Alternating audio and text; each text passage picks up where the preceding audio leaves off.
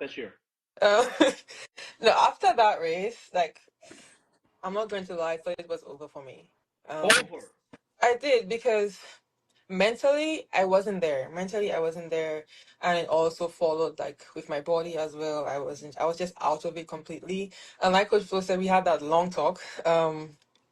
Like I said, crying on the phone as usual with him, and he had that long talk with him, and I was just honest with him and just saying like I feel so much pressure every race I went into after I came back from St. Lucia after World Indoors. After I took the visit to launch my foundation and Yeah. also being celebrated in St. Lucia, I felt like I have to run for my country, or I have to do well because my people are watching. And I just felt so much pressure whenever I stepped to the line. And then he helped me change that mindset. So we took some time off to get myself together, weeks of training, put me through hell.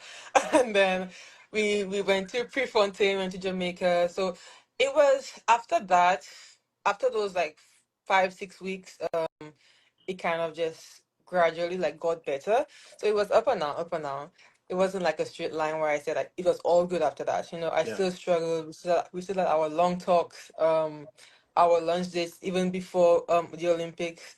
So it wasn't a straight line. It wasn't smooth sailing whatsoever after that because I still have my struggles. I still have times where I feel down or I'm just so hard on myself. So it's never perfect. I would just say that for anybody out there Yeah. watching, it's never perfect. I can't wait for the two of you to see the new season of Sprint because I was watching. I was like, "Ooh, Oh, Lord, really? there's chopping onions in here." You so Julian, let me see if I got this right. So you're from St. Lucia. Your coach is Haitian Canadian. I don't know which one. I don't know which one he claims more.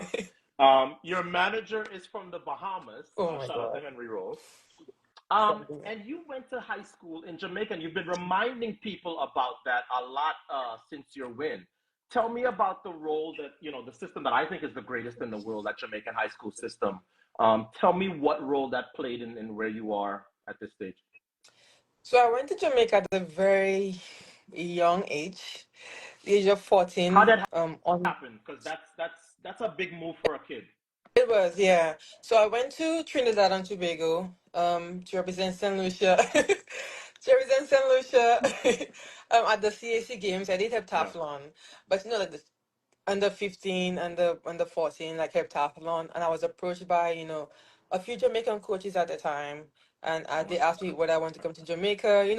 We know about Shelly, we know about Usain Bolt, and just being so young and naive and getting that opportunity, I told my childhood coach, Kaba Modest, yes, I want to go. Um, my mom supported my decision as well. She spoke with the person I was going to live in Jamaica, and I took a leap of faith and went there at a very tender age of yeah. 14. My mom dropped me off, and when I came from school, she wasn't there. She just said, "Follow your dreams on a piece of paper," Wow. because I didn't see her after school. Yeah. And those 3 years in Jamaica was a time I really had to learn about myself, and know what I wanted at a very young age, which was, to be the best, to be amongst the best at the time. So I went to Boys and Girls Champs. Not once I won Boys and That's Girls got to Champs. be a transition. So you were the greatest thing ever in St. Lucia already, Carifta and all the success that you'd had there, and now you go to Jamaica where they look at you like, Who are you? where do you think you're going? Yes, yes, yeah.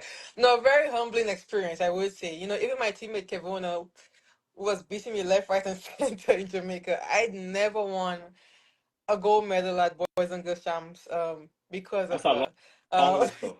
yes.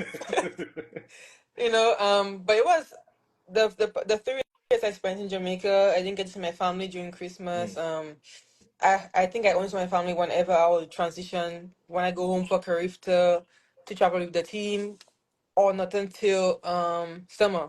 I didn't get to see my mm, family until then. So I had to make sacrifices at a very young age, leaving my family behind, not seeing them during Christmas break because I was in training. But being part of the Jamaican system and just seeing how boys and girls champs are, and getting that experience, I think has helped in moving forward in my career. I think being on my own for such a long time helped with my transition to going to college as well.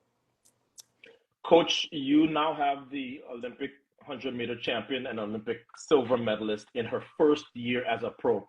What are, okay, you've already mentioned Sydney McLaughlin-Levrone and how, you said something, back in the day, and she was like, oh, you're crazy. And now she's literally running those times, and she's starting to scare 50 seconds flat in the 400-meter hurdles. Give us some of your wildest hopes and dreams for Juju. Oof. My That you can most share. I know as a coach you don't want to give everything, no no me, yeah, all of it there. me to be 100% honest. I'm not. I don't share my feelings often, but I I don't my I guess my value system, the thing that shares the most is just for her to grow in confidence and be okay with who she is, be okay with her body, be more outgoing, leave the damn house would be great. Um, you An know, introvert leaving the house. well, yeah, Shout get the hell out out to the house. Julien Get Baptiste, another true sprinter oh no introvert that no I get know no. I from mean Tobago. no. I'm telling you, it's like see like relationship between coach and athlete. They're far greater because the person opens up and you get to know them and you have to sort of help tool the stuff you know. I just want her to kind of get that confidence and be okay. Well, we're getting closer. It's almost like if she can just, and I told her that as a freshman, it's like you have to let the small stuff not bother you. So to me, the growth is much better. I still think there's so much more. She's so much deeper than that. Yes. She's so intelligent. She's so articulate.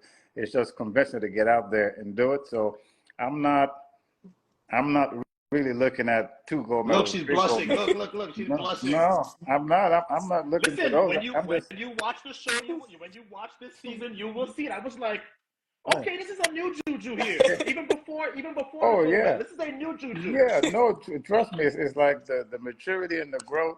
There was a point, I probably shouldn't say that, but there was a point in the 100-meter semifinals that I would have bet my salary that she was going to win.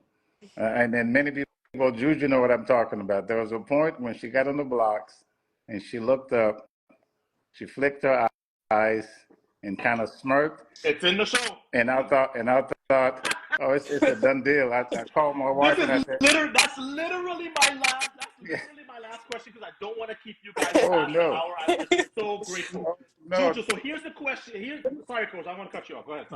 Sorry. So that was the moment, and the thing is, I'll go back. I think as a coach, you have to sort of be willing to adapt.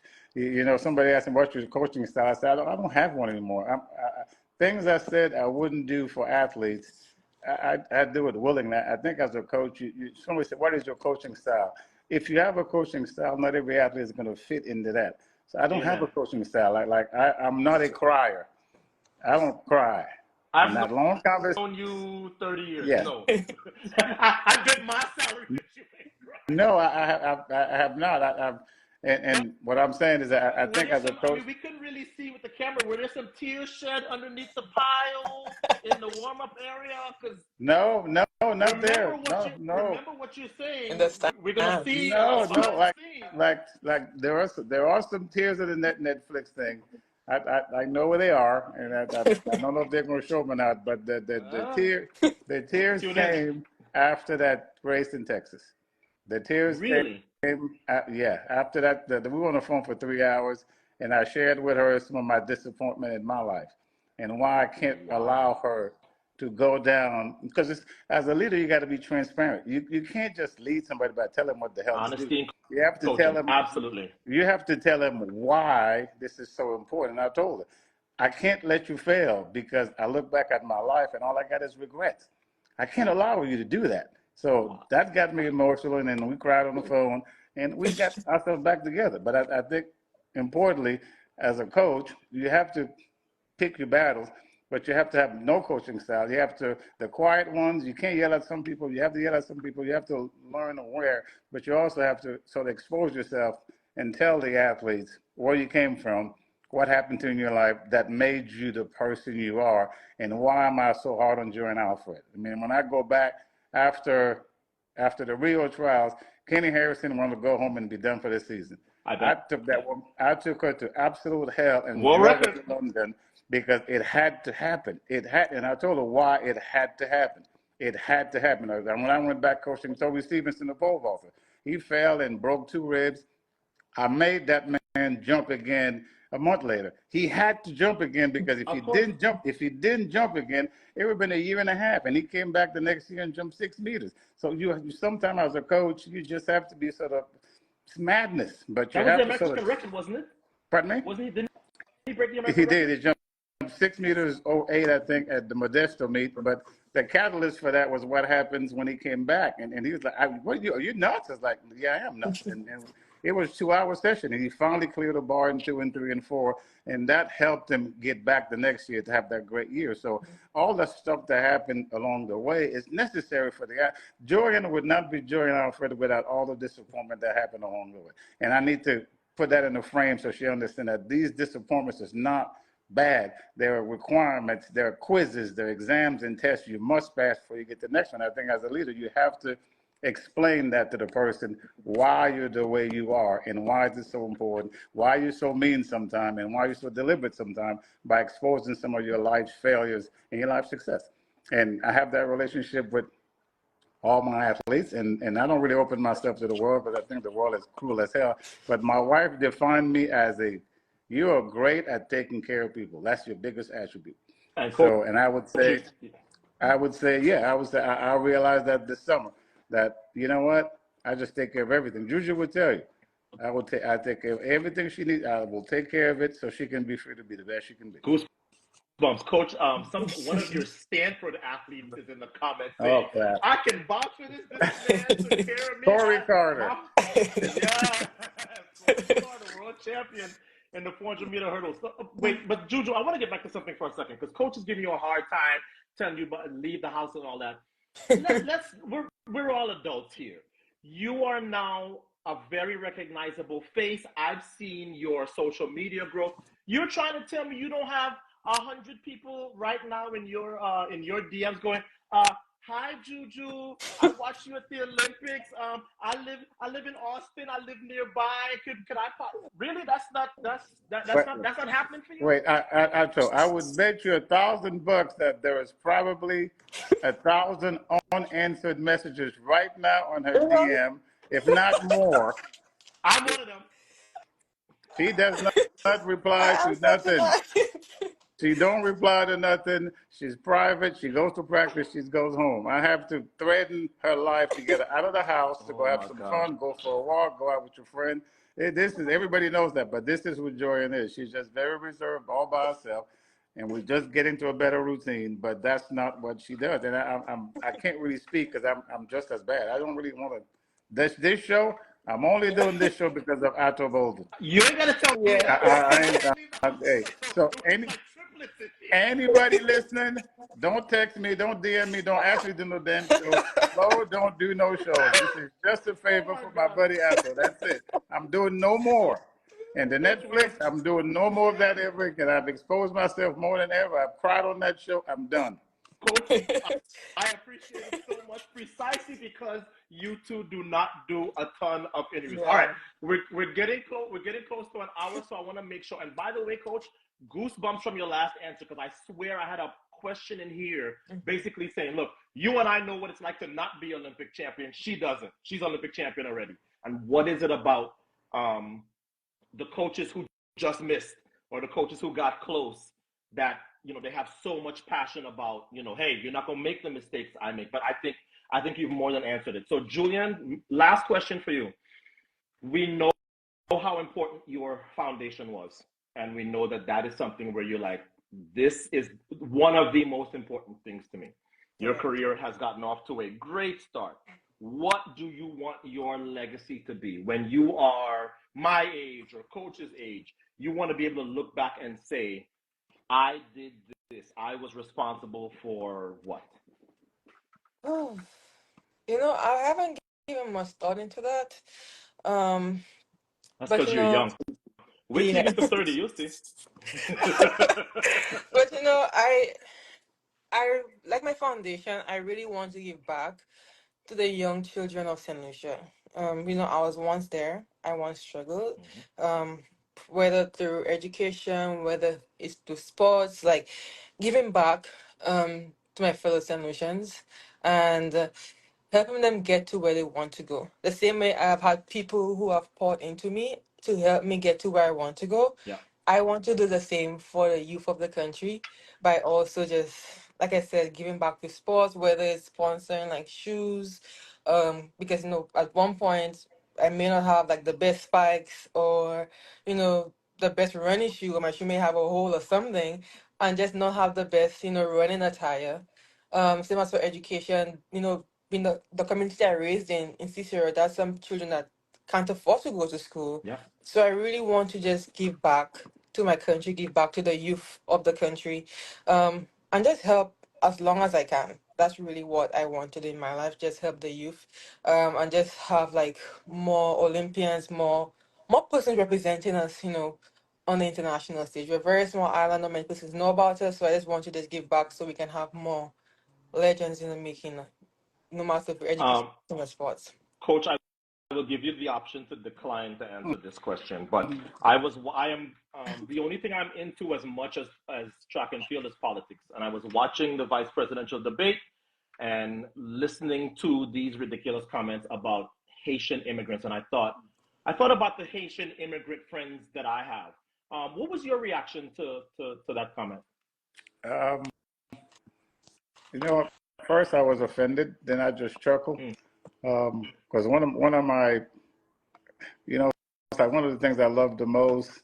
It was a clip interview. It was Kobe Bryant, and he was talking about when he was a rookie, he shot 5 air balls. They lost the game. They didn't go to the playoff. I And was in the stadium. I was in the building for that.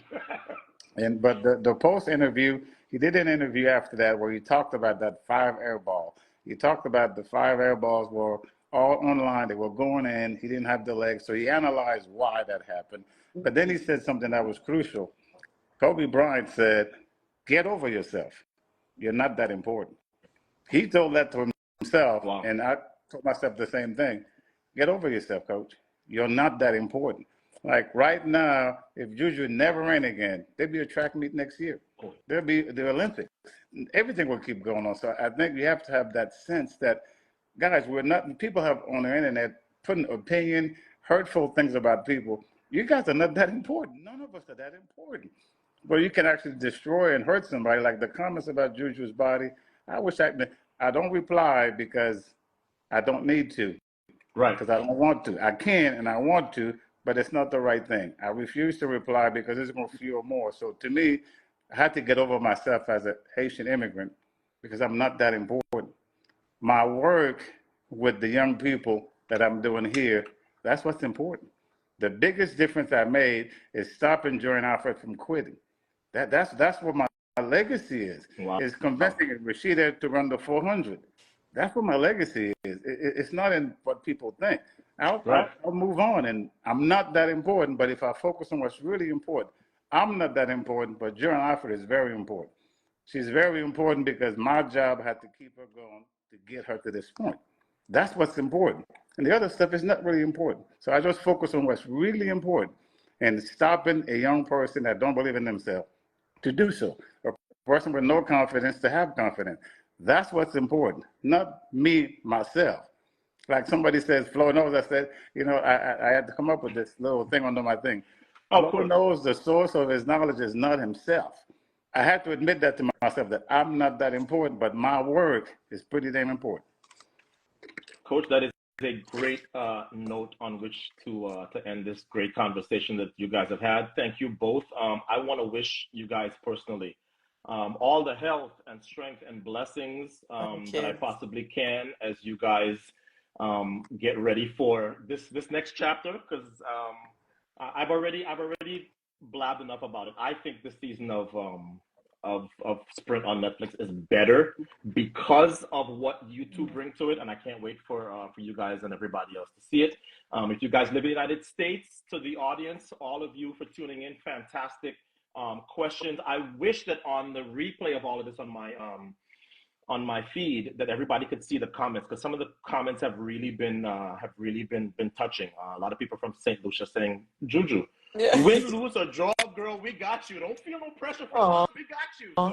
So to all of you that tuned in, and to you too, of course, all the best for the new year, and for the audience. I have a bunch of other Olympic champions that I'm lining up, so we hope to bring you some more of these. So good night to both of you. Good night. And thanks Thank you. again for